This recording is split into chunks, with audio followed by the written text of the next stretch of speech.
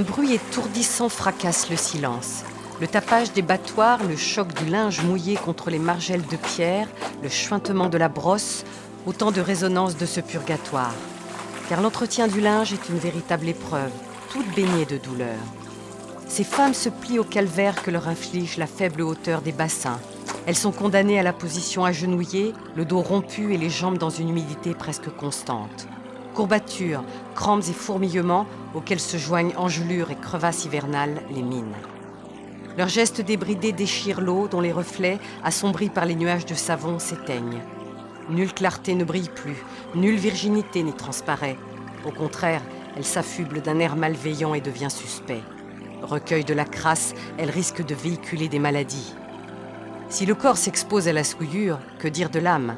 Car c'est dans l'enceinte du lavoir public que se produit le viol de l'intimité.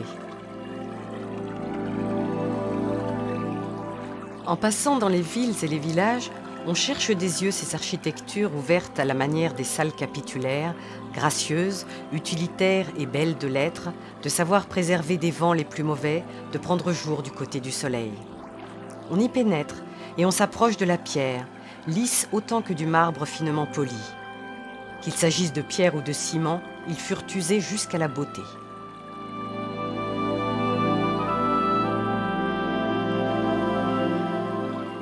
Une paix intense baigne les lavoirs, tandis que la pierre y célèbre la sagesse, l'eau chante la pureté.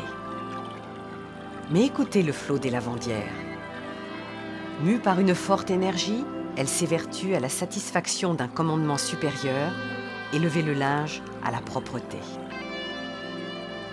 L'image du linge battu et rincé à l'eau claire d'un lavoir charme toujours notre mémoire. Elle nous replonge dans un temps où la lessive avait son rituel, ses figures et ses cancans. Êtes-vous maintenant convaincu de l'intérêt des lavoirs? Leur beauté vous a-t-elle gagné à leur cause? Leur cause? Quelle cause? Celle de leur survie, bien sûr. Encore une autre raison pour retrouver le chemin de nos villages où se trouve, comme vous le savez, tant de lavoirs à voir.